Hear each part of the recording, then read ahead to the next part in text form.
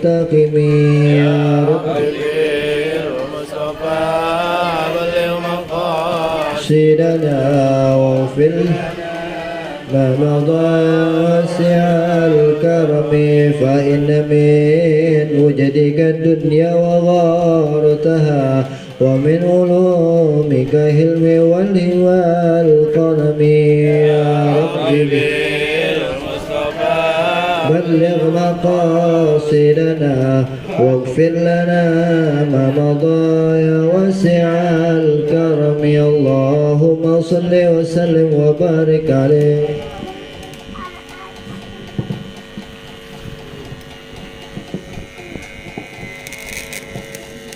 Assalamualaikum warahmatullahi wabarakatuh.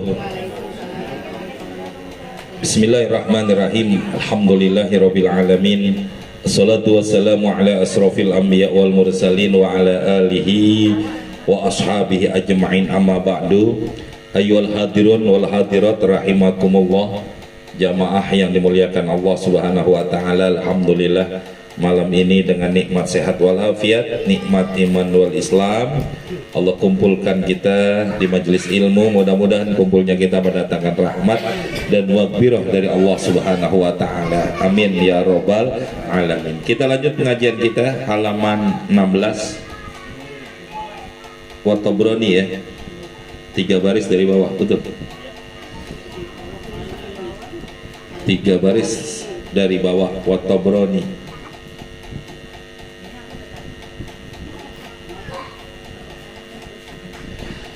Bismillahirrahmanirrahim. Wa Tabraniyu, Imam Tabrani mentakhrid hadis. Inna satratal imami satratun man khalfahu. Sesungguhnya batas imam adalah batas orang yang ada di belakang imam. Artinya jadi pembatas antara soft barisan orang yang ada di belakang imam, maka batasannya adalah di tempat berdirinya di mana itu imam. Yang kemarin udah kita bahas, kagak boleh lewat di satro, di di depan orang yang sholat. Nah, termasuk apa? Bagi makmum yang ada di belakang imam, maka satrohnya, pembatasnya adalah berdirinya tempat imam. Begitu maksudnya. Artinya apa? Ya kagak boleh lewat di situ juga. Ya, begitu juga nanti orang yang di belakang, makmum yang kedua, berarti satrohnya adalah makmum yang ada di baris pertama dan seterusnya. Seperti itu. Itu aturan di dalam pembatas di dalam sholat berjamaah. Wa tasbihun, ya. Begitu juga di antara daripada sunnah-sunnahnya, ya. Di antara daripada sunnah-sunnah di dalam sholat, yaitu membaca tasbih, wa tahmidun, membaca tahmid alhamdulillah, wa takbirun, membaca takbir, wa tahlilun, wa istighfarun, ashron 10 idza aradal qiyama, apabila orang yang sholat ingin berdiri, ila sholati, untuk mengerjakan sholat. Jarang ngerjain begini ya. Jadi sebelum kita sholat, baca dulu tuh subhanallah, subhanallah, subhanallah 10, alhamdulillah, alhamdulillah, alhamdulillah 10, Allahu akbar 10, tahlil 10, istighfar 10. Jarang yang ngerjain kita begini. Itu hukumnya sunnah. Sebelum kita sholat, sebelum mulai takbiratul ihram, ya, maka kita disunahkan untuk membaca kalimat tadi tuh, tasbih, tahmid, takbir, tahlil, istighfar. 5 macam, bacanya semua 10. Lima ruya dari apa yang diriwayatkan Ibnu Sunni oleh Imam Ibnu Sunni an Ummi Rafi', dari Ummi Rafi', annaha, bahwasanya Ummi Rafi' qalat, beliau bertanya, ya Rasulullah, dullani ala amalin, tunjukkan kepada saya, ala amalin, satu amal, ya juruni Allahu azza wa jalla, Allah akan memberikan kepada saya yaitu pahala. Ini Umi Rafi nanya, alaihi, atas apa yang dia kerjakan. Qala, nah ini manfaatnya nih yang tadi kita baca tuh, tahlil tasbih, tahmid, tahlil dengan istighfar, baca 10-10. Qala, Rasul menjawab tatkala Imam Umi Rafi bertanya, tunjukkan kepada saya amalan yang kalau saya lakukan mendapatkan pahala.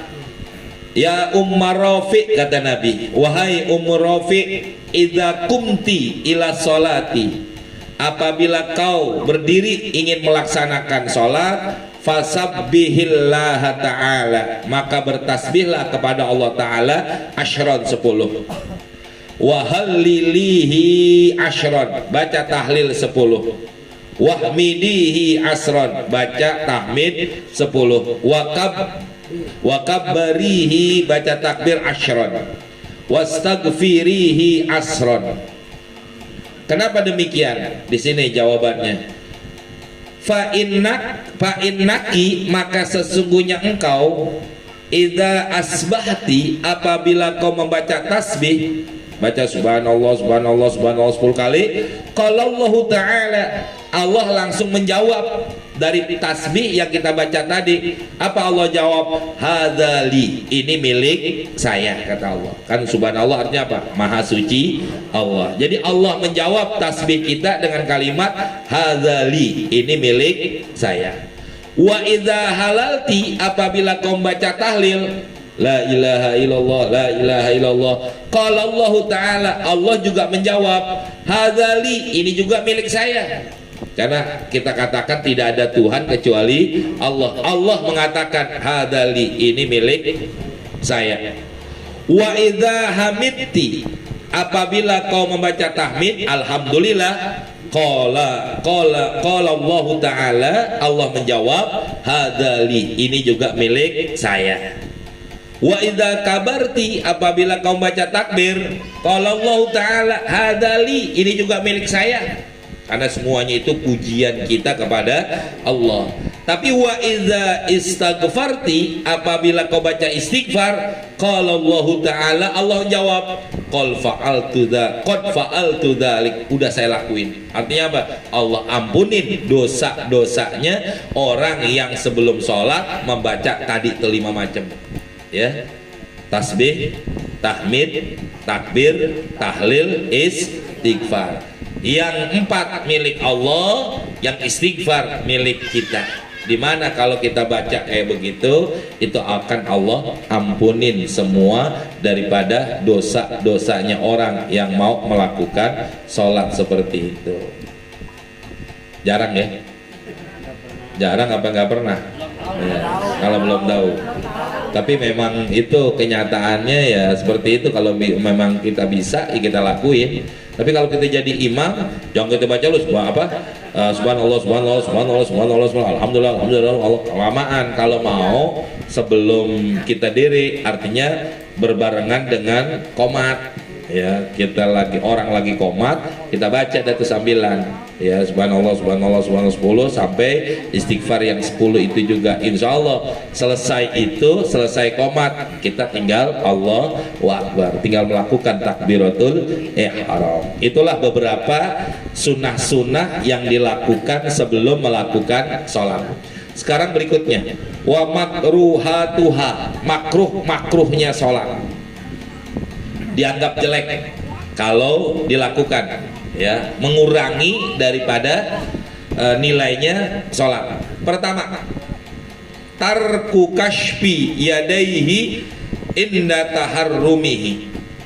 Tarku kashfi yadaihi, meninggalkan membuka daripada tangan, inda taharrumihi, tatkala dia melaksanakan takbiratul ihram. Artinya begini, orang takbiratul ihram sunnahnya ini kan nih begini nih, jangan dirapetin, renggangin dikit, ini namanya tarku kashfi, ya. Jadi Allah begini, jangan dirapetin, Allah. Nah ini kalau kita rapetin begini, ini jadinya hukumnya makruh, jelek dianggapnya itu, mengurangi.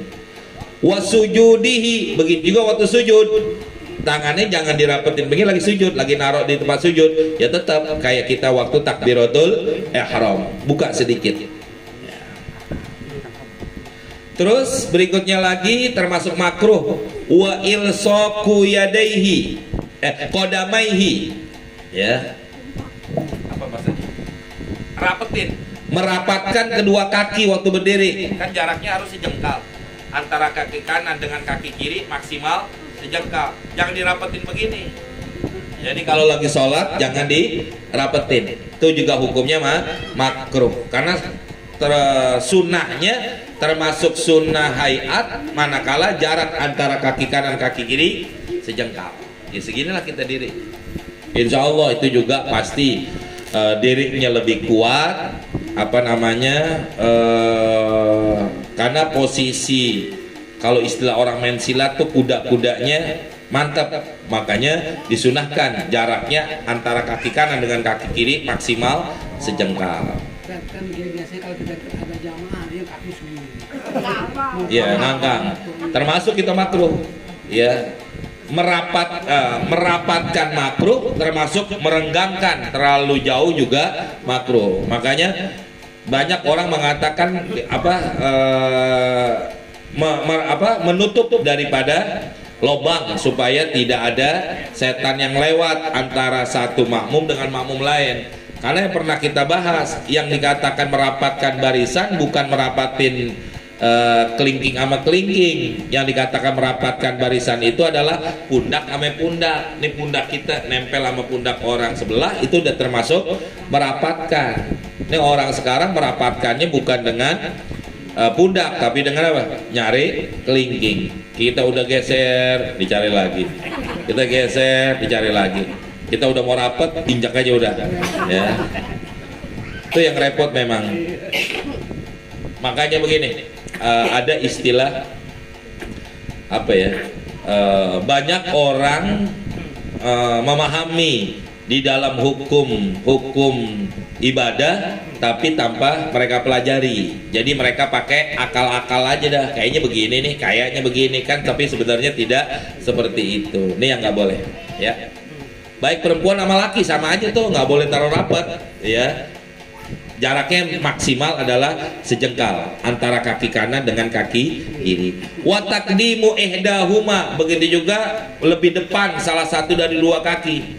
Ya, kayak orang pengen jalan melangkah, kakinya atau kaki kanan depan, kaki kiri belakang, itu juga termasuk makruh. Harusnya rata.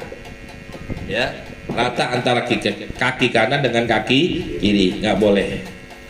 Wa'timadu 'alaiha fil qiyami, begitu juga i'timad, bertumpu dengan salah satu kaki fil qiyam pada waktu berdiri. Jadi kaki kanannya jadiin, tetap sih kakinya diinjekin dua-duanya, tapi yang satu jadi injekan, yang satu cuma nempel doang. Apa istilah? Ya, itu namanya i'timad. Bukan jinjit sih, enggak jinjit. Ya, kalau bahasa kita begini, dirinya cuma sekedar begini doang nih. Ini yang ditumbuhi kaki kanan, begini udah. Yang ininya nempel, walaupun jaraknya begini, tapi ini begini. Nah ini juga termasuk makruh, nggak boleh. Atau yang dijadi, pokoknya salah satu daripada kedua kaki dijadiin tumpuan, tidak dua-duanya yang dijadikan tumpuan dalam berdiri. Itu juga termasuk makruh. Lama banget sholatnya, ya kagak boleh juga, makruh. Ya, kenapa? Karena itu semua menunjukkan orang kurang adab, kurang akhlak. Sedangkan dia sedang menghadap kepada Allah, tapi berdirinya tidak sopan. Makanya dikatakan makruh seperti itu. Ya. Maksudnya tidak sopan gimana, kepanjangan ayatnya? Bukan, cara berdiri seperti itu nggak sopan. Cara berdirinya tuh bertumpu dengan satu kaki, itu kagak sopan. Ya, kayak ya bahasa kitanya begini, itu kan kita lagi menghadap kepada Allah, ya, yang menciptakan kita. Kenapa cara berdirinya kagak sopan? Nah, kalau mau ya berdiri dengan cara tegak, dengan bertumpu dengan dua kaki, harusnya seperti itu, ya. Berikutnya lagi wajah harun bimahali isrorin, membaca kencang pada waktu pelan. Wa aksuh, begitu juga sebaliknya, waktunya pelan dibaca kencang, waktunya kencang dibaca pelan, itu makruh. Seperti rakaat ketiga keempat kan pelan, jangan kencengin. Zuhur asar pelan, jangan dikencengin, begitu bacanya. Sekedar cuma kedengeran kita tuh bagusnya begitu. Kan ada orang yang sholatnya kadang-kadang kalau kita dengar kencang banget, Bismillahirrahmanirrahim, Alhamdulillahirrahmanirrahim, Ar-Rahmanirrahim. Ya, sampai orang kita yang di sebelahnya atau bahkan di sebelahnya lagi orang kedengeran, itu kan gangguin sholat orang juga. Yang seperti itu nggak bagus, ya. Makruh, ya, mengurangi daripada nilainya sholatnya dia. Wa khafdu ra'sin fir ruku'i, menundukkan kepala pada waktu ruku. Kan ruku harus ditongain, ini dinundukin begini, itu juga makruh, ya, nggak boleh seperti itu juga. Ini banyak, kalau yang begini banyak nih, yang sholat yang ruku sambil nundukin kepala, itu makruh. Berikutnya lagi, makanya nggak boleh terlalu nongak juga, nggak boleh juga terlalu nunduk. Ya udah, angkat sedikit aja. Wa mukhalafatu tartibin zakarnahu, begitu juga menyalahi daripada tertibnya apa yang sudah kami sebutkan, fi wad'i a'dha'is sujudi, di dalam meletakkan anggota sujud. Dari diri mana dulu? Dengkul, tangan, baru jidat, kan begitu. Kalau yang sehat, yang ya, kalau yang udah kena asam urat, yang udah kebanyakan dipakai, udah mulai oleng, ya, kan lain lagi urusan. Ini bagi orang yang sehat, bagusnya begitu. Dengkul, turun dari diri, mau sujud nih, dengkul, tangan, telapak tangan, baru jidat. Ya, kalau orang yang sakit yang ada urusan itu gimana aja boleh. Ya, begitu juga bangunnya, begitu juga bangun dari sujud, bagusnya ya jidat, tangan, baru dengkul. Ya, kalau sujud ini mesti untuk sunnah, perkara hidung nyentuh tempat sujud itu cuma sunnah, ya. Sunnah termasuk sunnahnya sunnah hayat, ya. Otomatis orang kalau hidungnya ngentuk, jidatnya bener nih kena. Tapi kalau orang hidungnya nggak ngentuk, takutnya dia sujudnya bukan di jidat, di sini nih, ya namanya nih. Ini kan bukan jidat, ya.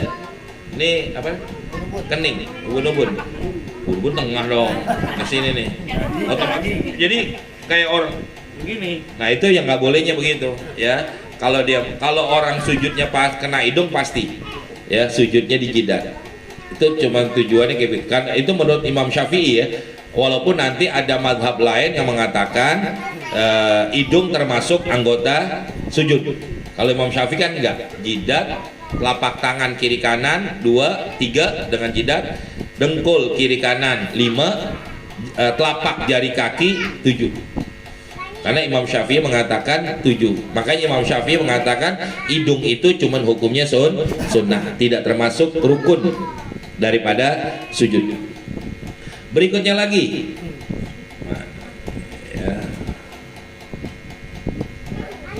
wa bastu dhira'ihi 'alal ardi, termasuk makruh bastu. Nih bastu namanya begini nih.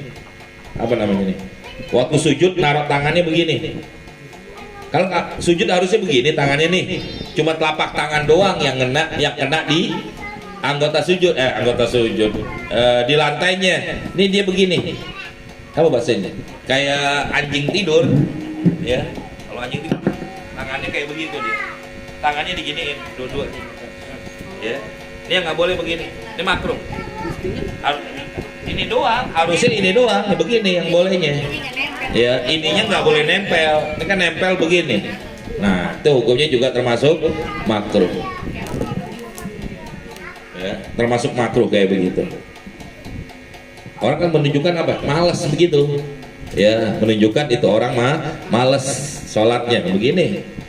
Makanya nanti di kitab lain ada mengatakan menyerupai daripada anjing tidur, anjing duduk, istilahnya begitu.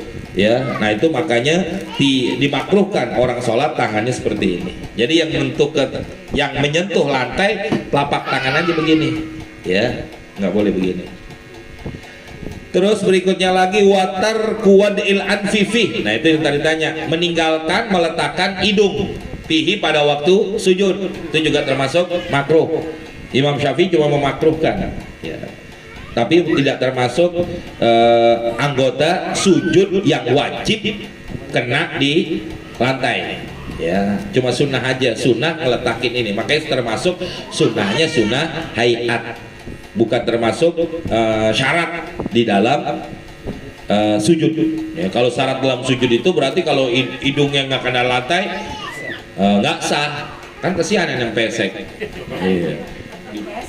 Giniin nggak ada juga karena mana hidungnya nggak nyampe, Jidatnya jantung kali. ya jidatnya jenong lagi, udah mikinan saja, ntar ada kesinggung. Itu yang nggak boleh, hati-hati. Hal yang begini banyak, ya kadang-kadang orang, makanya kadang-kadang orang nyari ambil begitu, enggak. Berikutnya lagi watarku rojulin mujafatan fihi. Watarku rojulin, orang laki-laki meninggalkan mujafatan. Apa mujafatan? Begini. Kalau sujud tangannya laki-laki diginiin. Kalau sholat sendiri ya, sholat sendiri atau kita jadi imam. Kalau jadi makmum jangan. Yang sebelah sini kagak bisa sujud. Bagi laki-laki nih sunahnya begini kalau sujud. Ini apa namanya? Ini mujafatan namanya. Gak tahu bahasa Indonesianya apa dah. Artinya diri dah tuh. Ya. Hah? Ngengkangin. Kalau orang perempuan Beda lagi nanti. Ini bagi laki-laki. Ya, bagi laki-laki tangannya ini begini dah nih. Apa bahasa Indonesianya? Dilebarin. Bisa lebarin sih kagak enak artinya. Pokoknya artinya itu ya. Saya nggak ngerti bahasa Indonesianya apa yang begini. Jadi di mengkang kaki, tangan mengkang juga. Kalau mengkang tangan repot. Malah gitu. Tuh diantaranya. Termasuk lagi wafir ruku'i, begitu juga pada waktu ruku bagi laki-laki, ya. Bagi laki-laki kalau dia ruku megang dengkul jangan dirapetin, itu buat perempuan, ya. Kalau buat laki-laki ya nggak harus diginiin juga kalau lagi ruku, susah juga, artinya jangan terlalu dirapatkan, begitu, harus dilebarin pada waktu sujud dan ruku. Termasuk makruh lagi, nih jarang yang kita kerjain nih, watarku ta'awudzin, tidak membaca ta'awudz, makruh tuh. Jadi kalau mau habis baca doa iftitah, a'udzubillahi minasyaitonirrajim, baru baca bismillahnya kita kencengin kalau jadi imam, atau kita sholat sendiri ya bacalah ta'awudz. Pada waktu baca Fatihah, baca ta'awudz setiap rakaat, ya. Ada memang orang mengatakan kalau rakaat pertama kedua ya baca ta'awudz, kalau rakaat ketiga keempat nggak usah katanya. Nggak, semua rakaat disunahkan baca ta'awudz. Wasuratin, meninggalkan baca surah, habis waladhdallin amin langsung aja sujud, ya. Sujud apa? Ruku. Ini kalau kita sholat sendiri umumnya nggak pakai baca surah. Sah nggak sholatnya? Sah, cuma makruh aja. Kalau kita bisa ya baca aja surat yang pendek-pendek dah, ya, sekedar melaksanakan daripada sunnah hayatnya. Wa takbiri intiqolin, meninggalkan membaca takbir intiqol. Takbir intiqol itu takbir yang berpindah dari satu rukun kepada rukun lain, seperti kita dari diri mau ke sujud, dari diri mau ke ruku, dari diri mau ke sujud, dari sujud mau duduk, itu kan kita baca Allahu Akbar, itu namanya takbir intiqol, takbir berpindah dari satu rukun kepada rukun berikutnya. Itu kalau kagak baca takbir gimana? Boleh, tapi kalau nggak baca takbir hukumnya makruh, ya. Wa aqallu tasbihin wa aqallu tasbihi ruku'in wa sujudin, meninggalkan jangan wa aqallu bacanya, wa aqalli, ya, karena dia mudhof kepada tarku. Jadi kalau bacanya watarku aqalli tasbihi ruku'in wa sujudin, meninggalkan paling sedikit membaca tasbih pada waktu ruku dan sujud. Artinya kalau yang rukun itu kan sujudnya, yang rukun itu adalah rukuknya. Gimana kalau ada orang sujud atau ruku nggak baca tasbih, nggak baca subhana rabbiyal a'la wa bihamdi, nggak baca sama sekali, nggak apa-apa, sah sholatnya. Cuma dia makruh. Kenapa? Meninggalkan sunnah hayat. Sah nggak sholatnya? Sah, tapi makruh aja. Minimal kita baca sekali dah, subhana rabbiyal azimi wa bihamdi, Allahu akbar, minimal begitu ya. Sekalipun guru-guru kita, kenapa? Satu, alasannya begini, kenapa dimakruhkan? Hukumnya itu cuma sunnahnya sunnah hayat. Dikhawatirkan nanti kalau dia tinggalkan perkara sunnah hayat, nanti takutnya orang tersebut tidak sampai tumakninah. Sedangkan tumakninah di dalam ruku dan sujud hukumnya apa? Wajib, yaitu rukun. Ya, itu dikhawatirkan. Makanya jangan sampai meninggalkan, minimal baca sekali baca tasbih. Wa dzikri i'tidalin, begitu juga meninggalkan baca doa pada waktu i'tidal. Rabbana lakal hamdu mil'us samawati. Nggak baca juga nggak apa-apa, tapi hukumnya makruh. Wa julusin baina sajdataini, begitu juga meninggalkan doa pada waktu duduk di antara dua sujud. Wa ta'awudzin ba'da tasyahudi akhirin, betul ya? Wa ta'awudzin ba'da tasyahudi akhirin, ya, berta'awudz, membaca ta'awudz setelah tasyahud akhir. Itu nggak ada sunahnya, malah makruh. Ya, auzubillah minasyaitonir rajim, baru asyhadu at-tahiyatul mubarakatuh, nggak ada itu ya. Kalaupun ada orang ngerjain itu hukumnya makruh.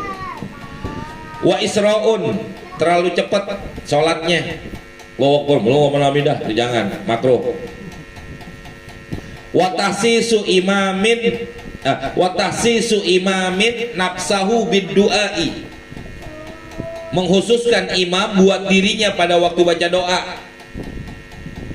Doa bareng-bareng habis sholat, Allahumma inni as'aluka. Nah, itu nggak boleh, makruh. Kalau ada begitu jangan diaminin. Kenapa? Enak buat dia. Makanya gini jamaah, ada pertanyaan, gimana kalau seandainya itu ayat Quran yang dijadiin doa? Kalau robana atina fid dunya hasanah kan udah robana, ya. Apa yang waj'alni muqimas shalah, apa sebelumnya? Robbi ij'alni muqimas shalah, kan begitu. Robbi ij'alni kan domirnya sendiri. Ya Allah jadikanlah saya. Itu sedangkan itu ayat Quran. Kalau memang itu ayat Quran kita baca, kita jadi doa, ya silakan, nggak apa-apa. Robbi ij'alni muqimas shalah, nggak apa-apa. Ya, kita domirnya domir sendiri, buat sendiri nggak apa-apa. Tapi kalau memang itu bukan ayat Quran, ya udah baca dah Robbi ja'alna muqimas shalah, begitu. Ya, kayaknya keterangannya udah pernah saya bahas tuh. Kalau itu ayat Quran, kita jadiin doa. Apalagi ada lagi tuh orang sering baca doa yang ayat-ayat Quran yang domirnya sendiri. Ya. Nah, subhanaka inni kuntu minadzalim. Kalau memang itu kan ayat Quran, kita baca begitu, boleh nggak? Boleh, silakan. Ya, karena memang itu ayat Quran, nggak ada masalah. Aminin nggak? Aminin. Kalau ini yang dikatakan makruhnya itu kalau bukan ayat Quran, kita baca Allahumma inni as'aluka. Nah, itu kan bukan ayat Quran. Ya. Tuh. Wa tahallufu ma'mumin li jilsati istirahatin tarokahal imamu. Masya Allah. Menyalahi makmum, wa tahallufu, menyalahi makmum li jilsati istirahatin, pada waktu duduk istirahat. Duduk istirahat itu adalah bangun dari rokaat pertama, dari sujud yang kedua nih, sujud yang kan dalam satu rokaat 2 kali sujud yang kedua pada rokaat pertama mau naik ke rokaat kedua itu disunahkan duduk dulu, duduk istirahat tuh namanya. Nah, manakala itu imam tidak ngerjain, artinya imam langsung Allahu Akbar langsung diri, nggak pakai duduk istirahat, makmum ngerjain, makruh. ikutin ini. Imam ngerjain nggak? Enggak. Kita langsung naik diri. Ya, itu namanya dalam kitab mana tuh? Wa tahallufu ma'mumin, menyalahi makmum lijil sati istirahatin, untuk duduk istirahat, tarokahal imamu, yang mana imam tidak duduk istirahat. Makanya kalau kita jadi imam kan kita nggak tahu juga nih makmum ngerjain apa enggak. Lebih baik kemana? Duduk aja istirahat. Habis sujud yang kedua nih mau naik rakaat kedua, Allahu Akbar, supaya kita menjaga, takut ada makmum yang terbiasa duduk istirahat. Kalau kita enggak, jadi makruh dia, kesian. Makanya di sini yang sering saya bilang itu imam harus tahu hal-hal mana yang sunnah, mana yang makruh di dalam sholat, supaya apa? Imam bisa menutupi kekurangan daripada sholatnya makmum. Kalau di sini imam ada bukan diduduk, tapi jongkok gitu. Dia bukan begini. Kalau kita kan begini. Kalau dia jongkok ke dia begini. Sakit bukan? Sehat walafiat. Kalau sakit gak ada masalah. Kalau dia sehat, ini duduk apa nih? Istirahat. Iya.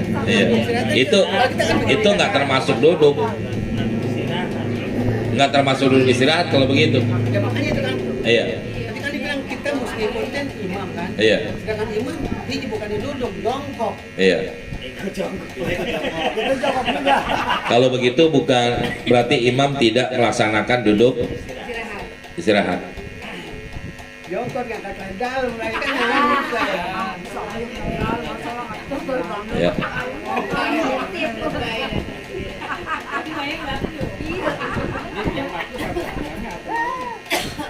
Yang makruh itu ya makmum yang tidak sesuai dengan kerjaan imam. Makanya saya bilang tadi, imam itu sebagai seorang imam harusnya apa yang disunahkan hayat, bukan sunnah abad ya, apa yang disunahkan dalam sunnah hayat di dalam sholat, imam itu harus ngerjain semua.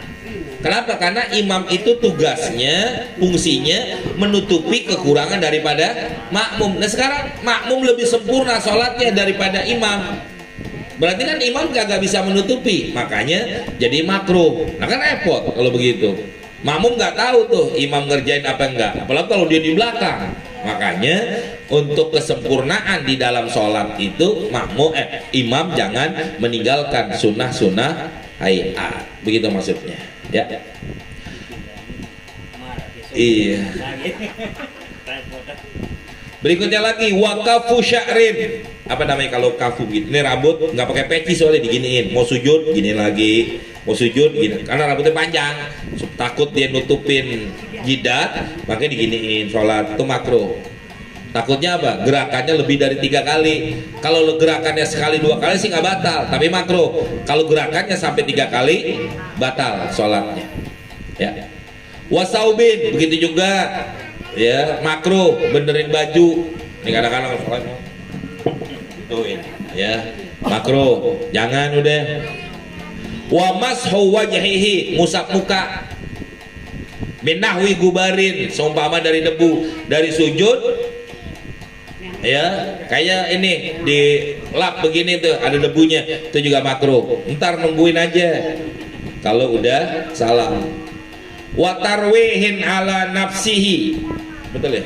Wa tarwihin ala nafsihi. Begitu juga makruh, ya. Merohakan apa? Menyenangkan atas dirinya sholat. Artinya begini, orang sholat itu kan harus sesuai dengan aturannya. Dia nganggap sholatnya apa? Dia, gue sholat begini enak nih. Kalau sholat begini enak, nggak boleh. Ya, sesuai dengan keinginan dia sendiri, nggak boleh. Wabasokun amaman wayaminan, ngeludah ke depan atau ke sebelah samping. Kalau mau ngeludah sebelah kiri. Tapi kalau zaman sekarang jangan. Ada karpetnya soalnya. Kalau dulu kan cuma apa namanya? Pasir. Kalau sekarang jangan udah. Itu nggak batal. Nggak apa-apa. Ya, daripada nanti takutnya kalau dikhawatirkan kalau ludahnya cuma ludah ditelan boleh. Kalau nanti ada reak, ada selitan-selitan yang di gigi, ya kan menjadikan bisa batal kalau diketelan. mendingan baik buang begitu ya, tapi dengan syarat buangnya ke kiri, jangan ke depan. Kenapa? Karena di depan ini kan istilahnya kita lagi menghadap kepada Allah, sedangkan kanan ini adalah arah yang baik. Kalau arah yang jelek kan ada di sebelah kiri gitu. Tapi kalau zaman sekarang jangan, karena karpet. Kalau mall ludahin baju sendiri aja gitu, ya. Nah kalau begitu kan takut kayak orang-orang Arab nih. Coba lihat yang pernah ke Arab, orang-orang Arab ngambil tisu, ngambil lagi berapa gerakan itu udah takutnya batal begitu ya. Makanya kalau kita bisa tahan, kita tahan, kalau enggak ya kita buang ya. Berikutnya lagi,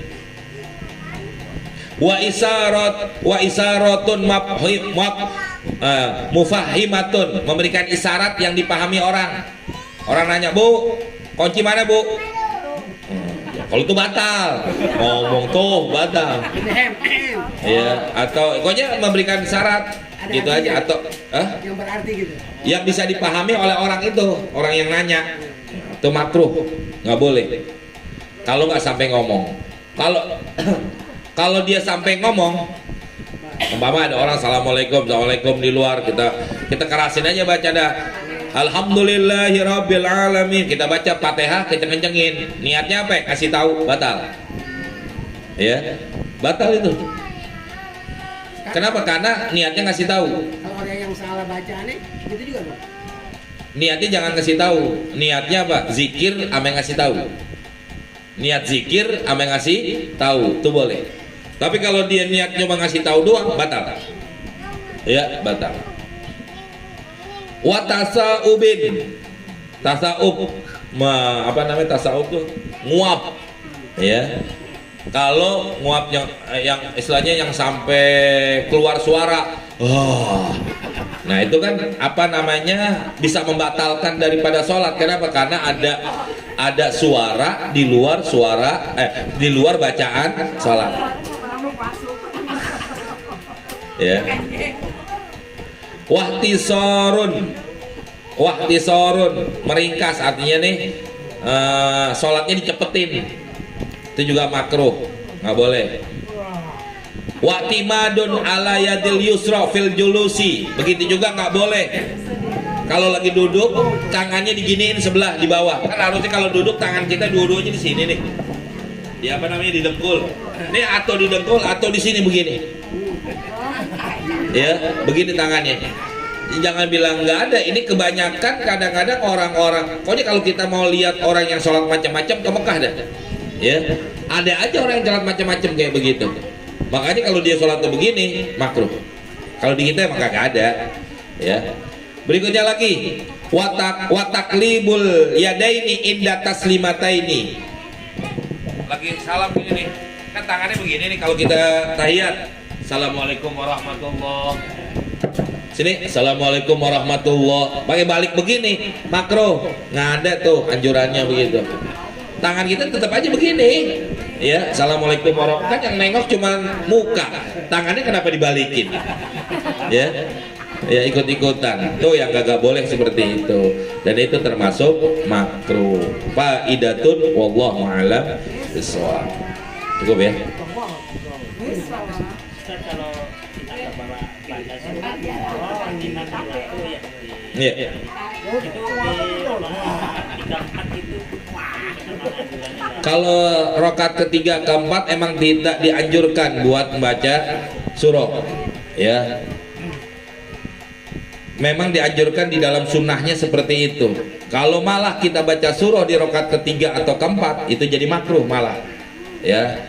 Atau begini, umpama nih kita mau masbuk, imam udah salam, sedangkan kita baru satu rokaat, kita naikkan rokaat kita dua, baca nggak surah? Baca ya, sunahkan baca. Kenapa? Karena memang kita rokaatnya rokaat kedua, dalam kondisi harus disunahkan membaca surah seperti itu. Ini ada yang bertanya sama saya, gimana Ustadz kalau buru-buru udah nggak tahanan ke toilet nggak baca surah? Itu lain urusan, sesuatu yang darurat ya. Udah nggak ketahanan nih, pengen kebelet ya. Malam keseringan di Bandung jadi begini. Taruh lo belum dijawab. Nanya aja lo. Akhirnya gimana? Ya udah nggak apa-apa, silakan. Ya daripada dia menahan yang bisa mengganggu daripada kekhusyuan sholat, lebih baik dia tinggal. Itu namanya makruh nggak makruh, karena memang ada sesuatu. Atau kayak begini juga, ini kalau kita baca surah, sholat kita kelamaan, nanti ini bis akan ketinggalan, atau kendaraan umum kita bakal ketinggal. Sholat yang wajibnya aja, karena darurat di situ.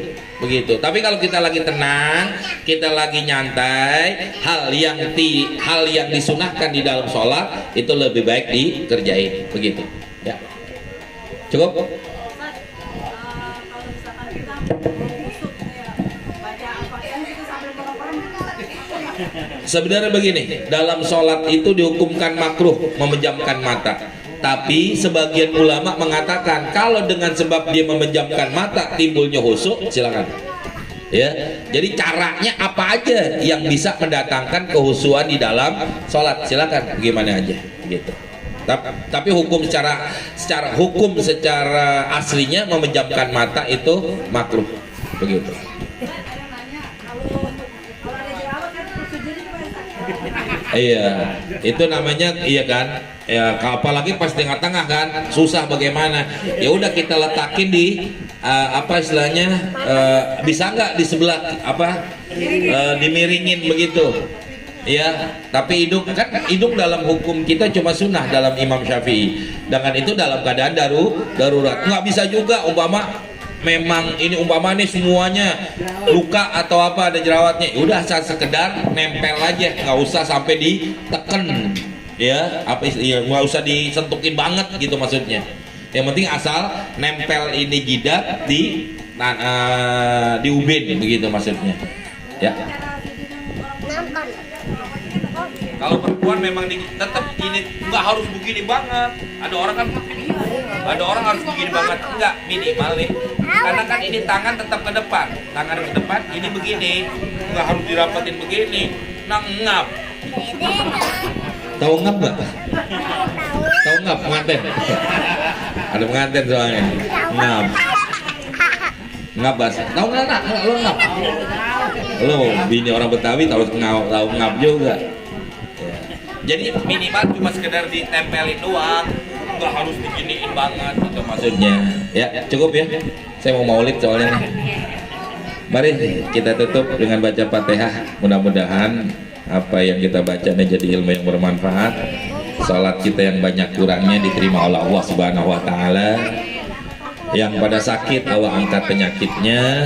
Orang tua kita, keluarga kita yang telah meninggal dunia mudah-mudahan dijadikan kuburnya raudhah min riyadil jannah. Bihadiniya wa ila hadratin Nabi al-Fatihah. A'udzubillahi minasyaitonir rajim. Bismillahirrahmanirrahim. Alhamdulillahirabbil alamin arrahmanirrahim maliki yaumiddin. Iyyaka na'budu wa iyyaka nasta'in. Shiratal mustaqim shiratal ladzina an'amta 'alaihim ghairil Bismillahirrahmanirrahim. Alhamdulillahirabbil alamin. Allahumma shalli ala sayyidina Muhammad wa ala ali sayyidina Muhammad. Allahumma anfa'na bima 'allamtana wa 'allimna ma yanfa'una wa zidna 'ilman nafi'a. Rabbana atina fid dunya hasanah wa fil akhirati hasanah wa qina azabannar. Sallallahu ala sayyidina Muhammadin wa alihi washabihi wasallam. Walhamdulillahirabbil alamin. Assalamualaikum warahmatullahi wabarakatuh. Ya Rabbana tarafna bi anna tarafna